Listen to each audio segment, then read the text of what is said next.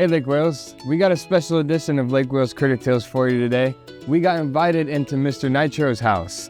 And Mr. Nitro here is a melanistic red fox. He is a red fox, like a Florida red fox, but melanistic means this dark phase.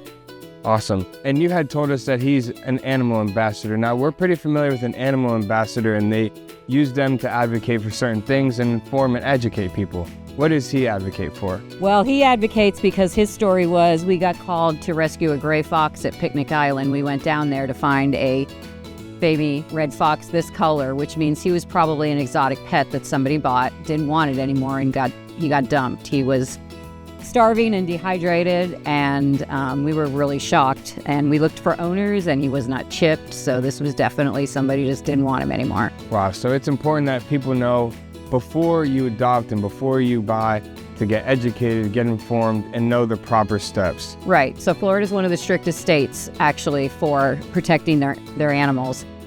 And so you have to have a license. You cannot just decide I'm going to keep a red fox from the wild and keep it as your pet. That's illegal. Actually, now all of Florida mammals are protected. They have to be with somebody that has a Class 3 license or, like us, a state license for rehab. So that is why you can't just go out and decide tomorrow that you want a baby raccoon for a pet. It's illegal. You will get confiscated and have FWC at your door. So for those that are thinking about, getting some sort of exotic animal, what are the proper steps to go through?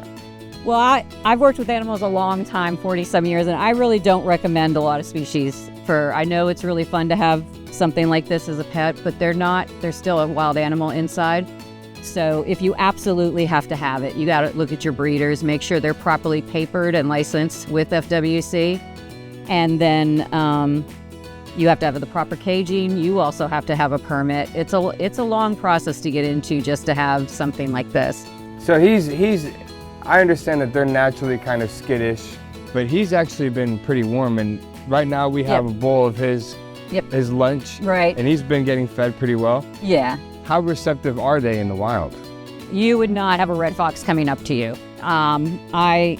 We have rehabbed babies over the years, and they, right from the start, are wild little banshees. So there is this animal, we knew right away he was bred to be a pet. So he was puppied at somebody loved on it. You can convert like that. Now that you know, people, if you're looking into exotic animals or you happen to come across one, make sure that you contact FWC or visit myfwc.org to get well informed with the local list of rehabbers and procedures for the SEPs.